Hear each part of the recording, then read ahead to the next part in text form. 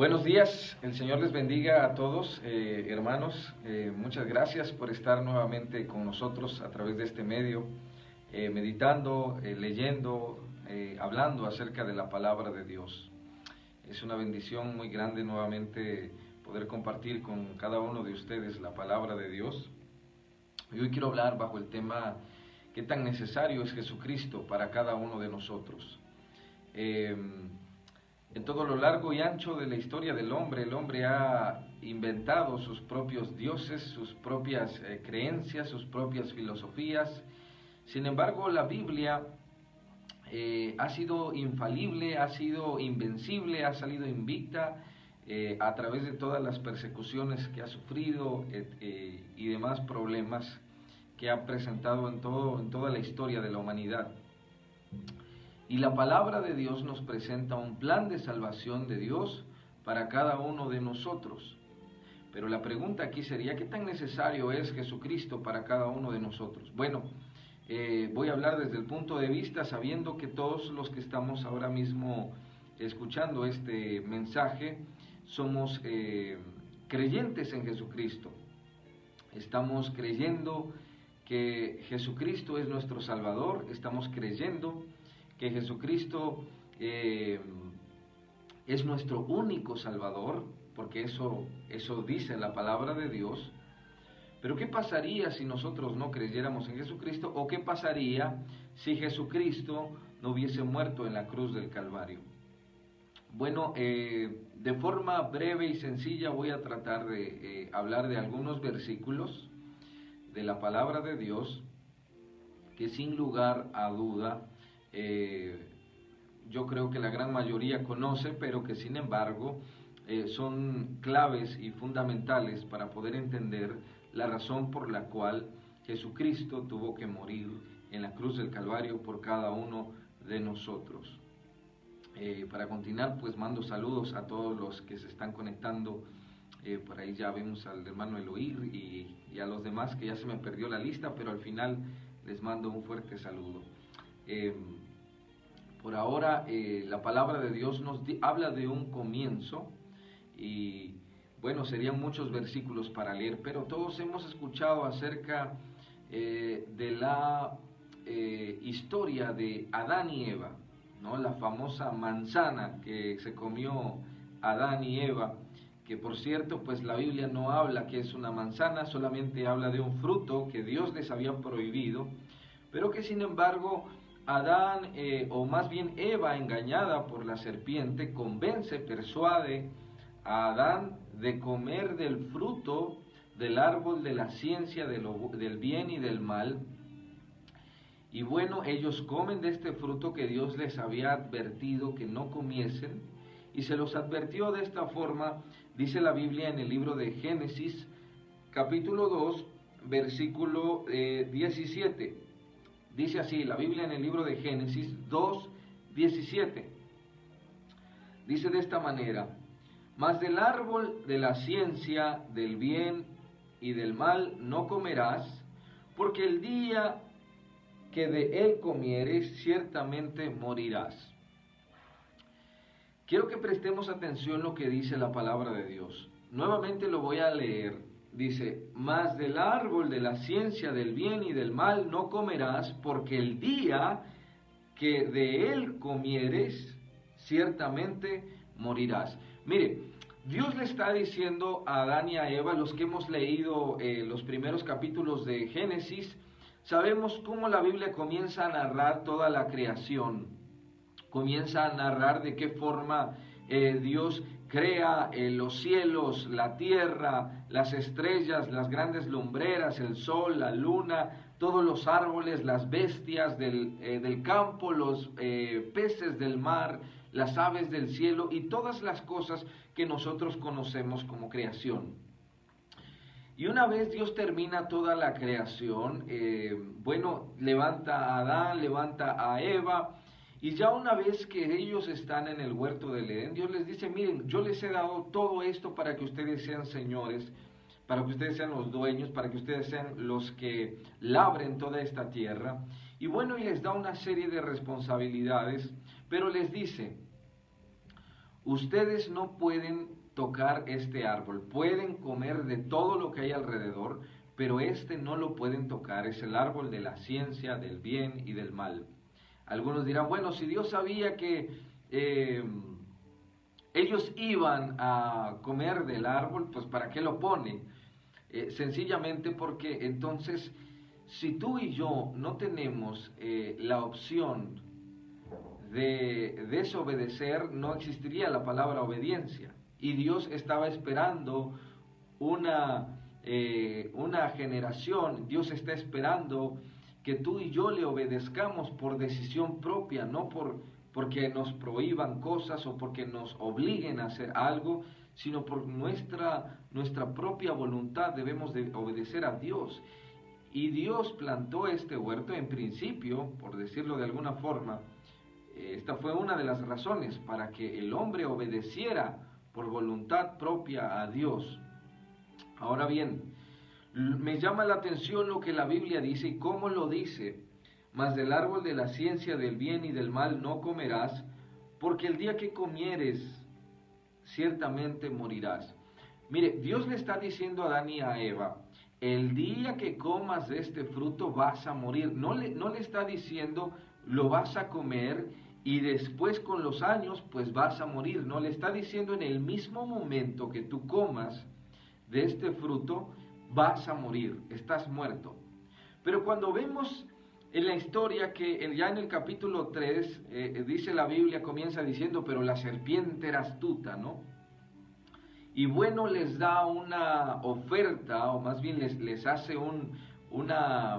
les pinta un cuadro que les pareció bonito a Adán y a Eva, diciéndoles, ustedes van a ser dioses también. Ellos se van con esta palabra y caen en la tentación y ciertamente comen del fruto que Dios les había dicho que no comieran. Pero vemos que no mueren al instante. Vemos que sí, Dios los expulsa del huerto del Edén. Les dice, ahora por culpa de ustedes, espinos y cardos producirá la tierra. Y es una realidad que estamos viendo el día de hoy. Cada año miles y miles de hectáreas de tierra se convierten en desierto. Cada año. Es una realidad que se sigue cumpliendo. Pero no voy a hablar de eso, sino del momento en que Dios le dice que moriría si come de este fruto, pero vemos que no muere, sino que incluso Adán vive todavía, sus años en la tierra fueron de 960, si no mal recuerdo, 960 años en esta tierra todavía, o sea, no murió instantáneamente. Pero aquí es donde debemos de entender el lenguaje de la Biblia, es donde debemos de entender qué es lo que realmente la palabra de Dios lo enseña, o cuál es el lenguaje que la Biblia ocupa para hablar acerca de la muerte. Podemos entender que cuando Dios le dice a Adán y a Eva que el día que comieren de este fruto morirán, no está hablando de una muerte física, sino está hablando de otra muerte. ¿Y a qué le llama a Dios muerte? Desde el momento en que alguien tiene una separación en su relación con Dios, desde ese momento la Biblia le llama muerte. Alguien que no tiene una relación con Jesucristo, o alguien que no tiene una relación con Dios a través de Jesucristo, la Biblia les llama muerte. Eso dice la palabra de Dios. Ahora, cuando Adán y Eva pecan, la Biblia, para Dios ellos habían muerto. Porque esto dice, el día que comieres de este fruto, ciertamente morirás. Ese día que ellos comieron de este fruto, seguían vivos físicamente, pero espiritualmente habían muerto. Ahora, ¿cómo dice la palabra de Dios?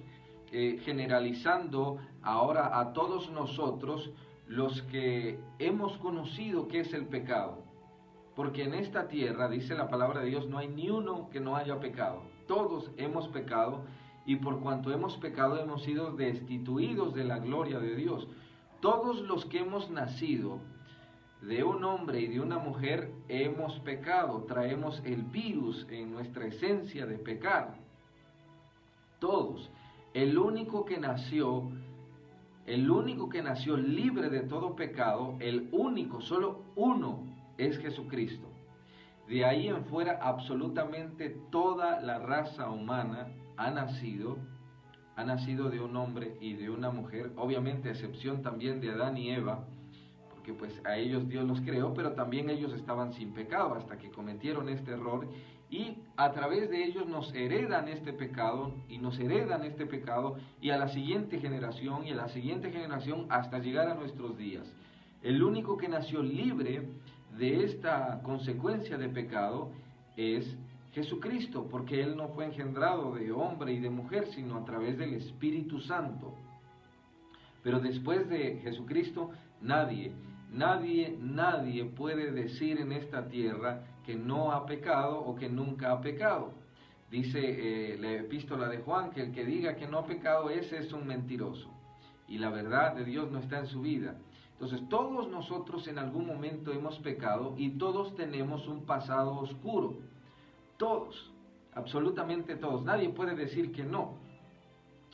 Pero esto no significa que ese pasado de pecado deba de ser nuestro presente. Y esa es la razón por la que Jesucristo tuvo que morir en la cruz del Calvario. ¿Por qué? Porque hubo una separación entre Dios y el hombre, y cuando nosotros nacimos, como nacimos infectados del pecado, por ejemplo, si usted se pone a pensar, ¿quién le enseñó a usted a mentir?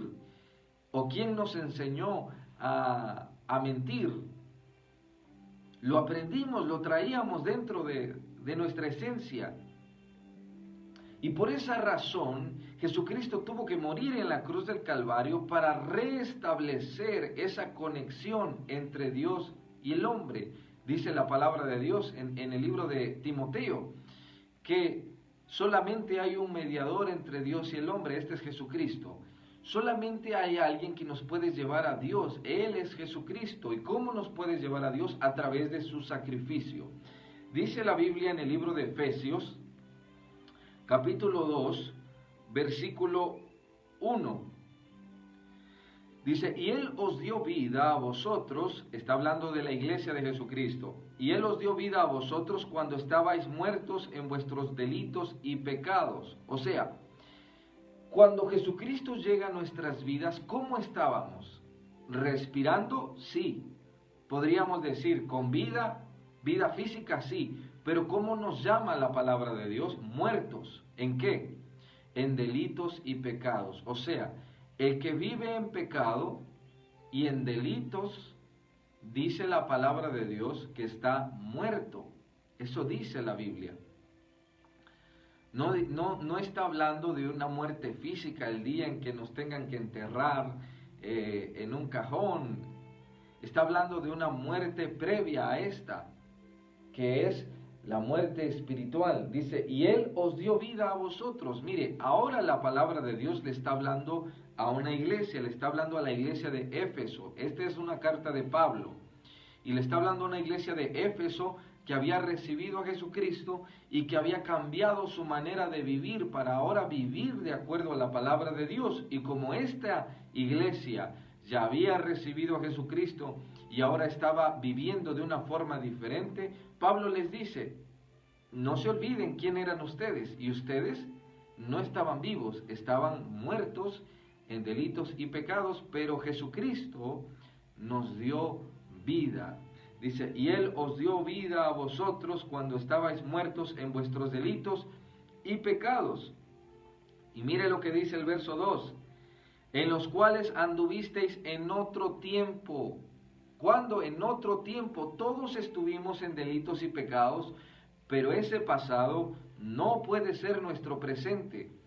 En los cuales anduvisteis en otro tiempo siguiendo la corriente de este mundo. ¿Cuál es la corriente de este mundo? Adulterio, fornicación, mentira, robos, estafas, toda clase de maldad que se nos pueda venir a la cabeza. Dice, conforme al príncipe de la potestad del aire del espíritu que ahora opera en los hijos de desobediencia, entre los cuales Nuevamente dice, entre los cuales también todos nosotros vivimos en otro tiempo. Nuevamente dice, todos nosotros vivimos en esa vida en otro tiempo. Algunos tal vez podríamos decir que fuimos ladrones, que fuimos mentirosos, que tal vez matamos a alguien, que tal, etcétera. En algún momento, antes de que Jesucristo llegara a nuestras vidas, todos estábamos muertos en esta clase de delitos y en esta clase de pecados, pero gracias a la muerte de Jesucristo y gracias a que en valentía a muchos de nosotros decidimos entregarle la vida a Jesucristo, Él nos rescató de esa vida, de ese estilo de vida, y nos dio otra vida que es una vida en la presencia de Dios. Y dice, pero Dios, que es rico en misericordia por su gran amor con que os amó, aun estando nosotros muertos en pecados, nos dio vida juntamente con Cristo, por gracia sois salvos. Qué tremendo, es por gracia de Dios. Pero el verso 3, no lo terminé de leer, dice, entre los cuales anduvisteis en otro tiempo, nosotros vivimos en otro tiempo en los deseos de nuestra carne, haciendo la voluntad de la carne y de los pensamientos, y éramos por naturaleza hijos de ira, lo mismo que los demás. Esta es la razón por la que Jesucristo tuvo que morir en la cruz del Calvario, porque nosotros nacimos con el virus del pecado y automáticamente nos deleitábamos en pecar. Esa era nuestra pasión y ese era nuestro deseo. Pero cuando Jesucristo restablece una relación con Dios, ahora nuestro deseo debe de ser buscar la voluntad de Dios. Esto es algo parecido como enamorarse. Cuando un joven se enamora perdidamente, ya sea de una muchachita, no importa lo que tenga que hacer, no importa si tiene que trabajar más, él quiere ir a verla y quiere comprarle algún detalle y quiere hacerla feliz, ¿no? Cuando alguien se convierte en hijo de Dios y le entrega la vida a Jesucristo, uno se enamora perdidamente de Dios. Y ahora lo que más importa es hacer la voluntad de Dios, aunque algunos lo tilden de fanatismo, de religiosidad, algunos lo tilden, le pongan muchas etiquetas, pero hay una gran diferencia entre ser un fanático, entre ser un religioso y entre ser un hijo de Dios. Porque un fanático solamente habla y habla, pero no vive. Un religioso solo tiene ideas vagas de quién es Dios, realmente se acercan mucho tal vez a la iglesia, pero su estilo de vida no refleja nada, absolutamente nada. Pero un verdadero hijo de Dios no anda diciendo, yo soy mejor que tú, yo tengo la mejor... No. Un hijo de Dios simple y sencillamente se deleita en hacer la voluntad de Dios, a pesar de que tenga que sacrificar algunas cosas, que tenga que sacrificar incluso relaciones con algunos amigos y algunas personas, no sé, tantas cosas que podemos sacrificar, pero ¿qué importa si lo que más importa es agradar a Dios? Y por eso Pablo dice, en otro tiempo estabas, muertos en delitos y pecados. Ya no vivimos así. ¿Y cuáles eran estos delitos y pecados? El día miércoles leíamos una cita en Gálatas que habla de una lista de delitos y pecados. La Biblia tiene muchas listas de delitos y pecados, y hoy voy a hablar un poquito acerca de otra que está en Primera de Corintios, capítulo 6, versículo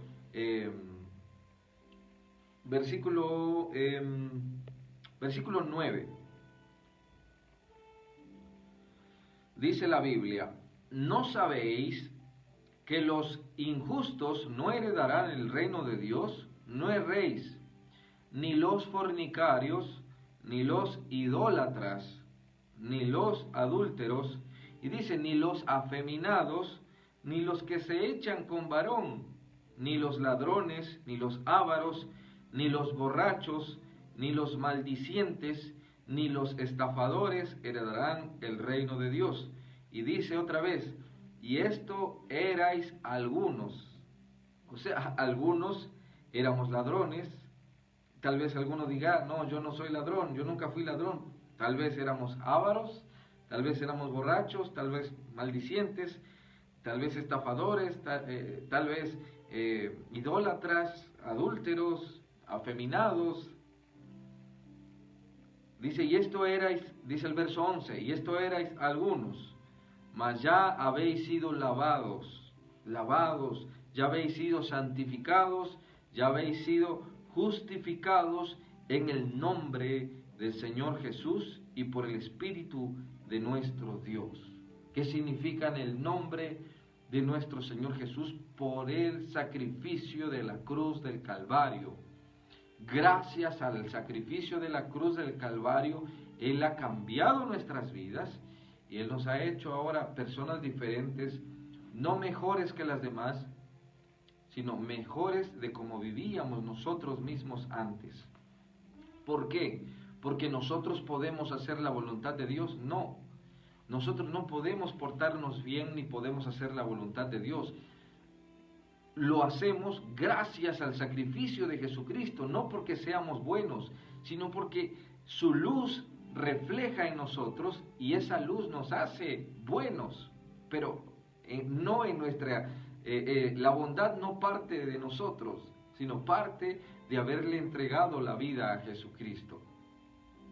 Por eso es, ante los ojos naturales, parece imposible obedecer a Dios de acuerdo a lo que la Biblia enseña. Es imposible dejar de ser esto, dejar de hacer el otro. Tal vez alguien diga, bueno, yo vivo de robar, yo no puedo dejar de robar. Porque en nuestras fuerzas no podemos. Pero si tomamos la decisión de entregarle la vida a Jesucristo, entonces será lo más fácil y lo más sencillo. Porque tú y yo no podemos cambiar. Él es el que nos cambia a nosotros. Él es el que nos transforma a nosotros. Y por eso dice, esto eran algunos de ustedes. Todos tenemos algún nombre pasado. Tal vez antes nos llamábamos mentirosos, tal vez antes nos llamábamos argüenderos, nos llamábamos inventores de males, no sé. Pero ahora se supone que Jesucristo nos ha cambiado el nombre y ya no podemos seguir haciendo lo que hacíamos antes. Por eso Jesucristo murió en la cruz del Calvario. Dice la Biblia en el libro de Romanos capítulo 6, verso 23, porque la paga del pecado es muerte, o sea, el que peca, ¿qué sucede con el que peca? Se muere. Pero algunos dirán, hay muchos que pecan y están vivos. No, el lenguaje de la Biblia es distinto. La Biblia no les llama muerto a alguien que ya está en un cajón, les llama muerto a alguien que no tiene una relación con Dios. Y quien no tiene una relación con Dios automáticamente va a pecar.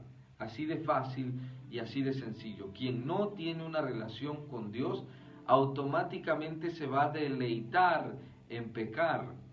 Si yo no tengo una relación con Dios, a mí me va a comenzar a gustar serle infiel a mi esposa, me va a comenzar a gustar emborracharme, me va a comenzar a gustar todas las cosas que la Biblia dice que son pecado. Pero si tengo una relación con Dios, vivir de acuerdo a lo que la Biblia dice será muy fácil y será muy sencillo. Claro, habrá cosas difíciles, pero en principio es fácil, ¿sí? Porque la paga del pecado es muerte, dice Romanos 6:23. Mas la dádiva de Dios es vida eterna en Cristo Jesús, Señor nuestro. Mire, sin Jesús estamos muertos. Con Jesucristo tenemos vida eterna. O sea que Dios habla desde términos eternos. ¿Qué más da si vivimos 50 o si somos muy longevos y vamos a vivir 100 o hasta 150 años? Que ya es casi imposible, pero pensemos que vamos a vivir 150 años y seremos las personas más longevas de esta tierra. Dios no está hablando en 150 años porque Dios es eterno y Él está hablando en términos eternos. ¿Qué más da si vamos a vivir 100 años o más o menos? Si el día que muramos no tendremos una eternidad con Dios. Por eso Dios a eso le llama muerte. Aunque podamos respirar, nuestro aliento en algún momento va a terminar, nuestro aliento físico.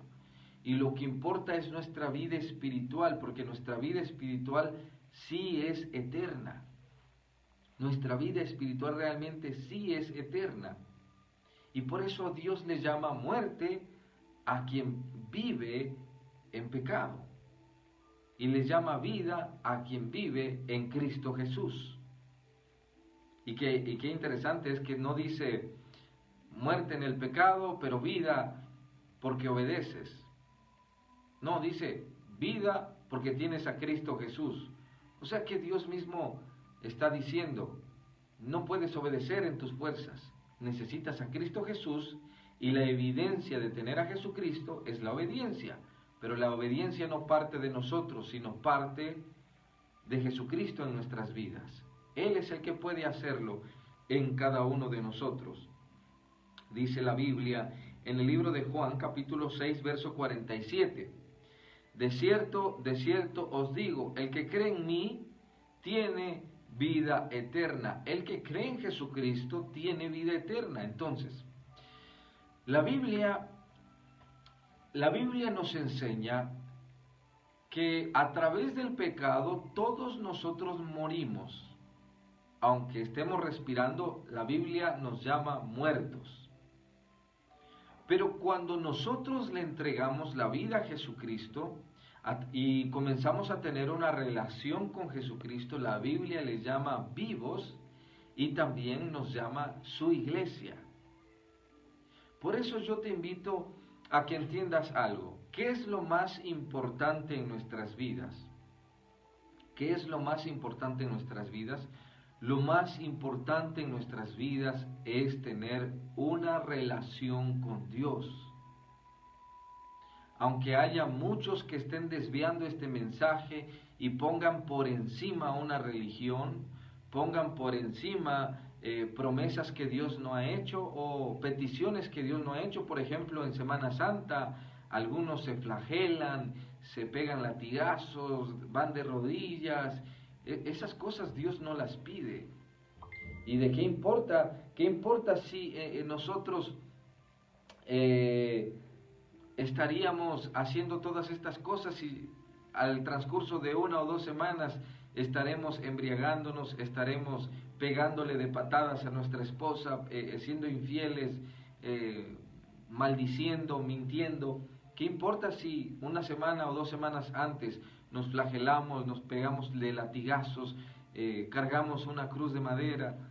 ¿Qué importa? Dios no está pidiendo eso. Dios está pidiendo una transformación de vida, pero esa transformación de vida no podemos tenerla sin una relación con Cristo Jesús. No podemos. Es por eso que necesitamos a Jesucristo en nuestras vidas. Necesitamos a Jesucristo como nuestro Señor y como nuestro Salvador. Y Él es el que va a transformar realmente nuestra vida en vidas que agraden a Dios, en vidas que hagan la voluntad de Dios. Por eso lo más importante en nosotros es tener una relación con Dios. Tener una relación con Dios a través de Jesucristo, a través de la palabra de Dios. El mensaje, como decía, se ha tratado de diluir y se pone por encima una religión donde incluso se amenaza a muchos: si tú te sales de nuestra institución te vas a perder, te vas a ir al infierno. Mire, nadie se salva por tener una religión.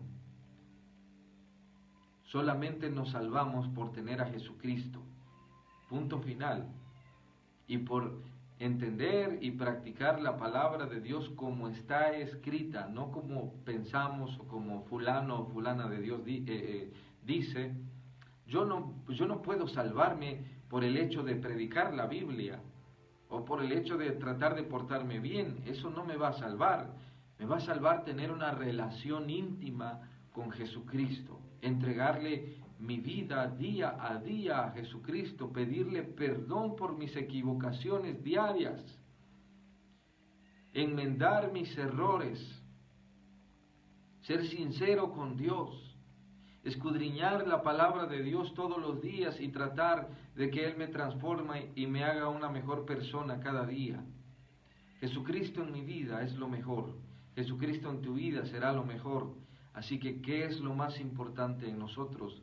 Entender que debemos de tener una relación con Jesucristo. Y podemos tener esa relación con Dios a través de Jesucristo gracias al sacrificio de la cruz del Calvario. En otro tiempo voy a explicar por qué tuvo que ser Jesucristo en la cruz del Calvario. Por lo pronto los dejo con el mensaje del miércoles. El miércoles estaremos hablando qué significa que Dios es bueno, qué significa que Dios sea bueno. Así que no te pierdas el mensaje del miércoles, será una bendición que nos puedas acompañar. ¿Qué significa que Dios es bueno? Como algunos dicen, Diosito es bueno. Vamos a ver qué significa eso a través de la palabra de Dios. Que Dios les bendiga, que tengan una excelente mañana, y voy, como lo prometido es deuda, a saludar a los que se han conectado. No sé si me van a faltar algunos, pero por lo menos los que me están apareciendo en el celular. Tracy Vargas, Dios te bendiga, ya tiempo sin ver. Jacobo Morales, Dios le bendiga, muchas bendiciones. Pastor Montoya, un abrazo, lo extrañamos bastante, Pastor Montoya, mi padre espiritual, a quien amamos mucho. La pastora Herminia Montoya, un abrazo y qué bendición que estén conectados. Wow, gloria al Señor. Juliana Solano, Katia Castillo, una bendición muy grande, muchas bendiciones. Héctor René Olmedo, un abrazo y muchas bendiciones. Víctor Reyes, muchas bendiciones. Ricardo Aguilar, un abrazo, saludos a la hermana Regina. El hermano José Eloir, un abrazo bien grande hasta Boca del Monte. La hermana Magali, muchas bendiciones. Rose, Dios le bendiga, muchas bendiciones. Nuevamente está Magali. La hermana Mariana, muchas bendiciones. Que Dios les guarde, que Dios les bendiga, que tengan una excelente semana. Y recuerden, lo más importante es tener una relación con Dios. Muchas bendiciones. Hasta luego.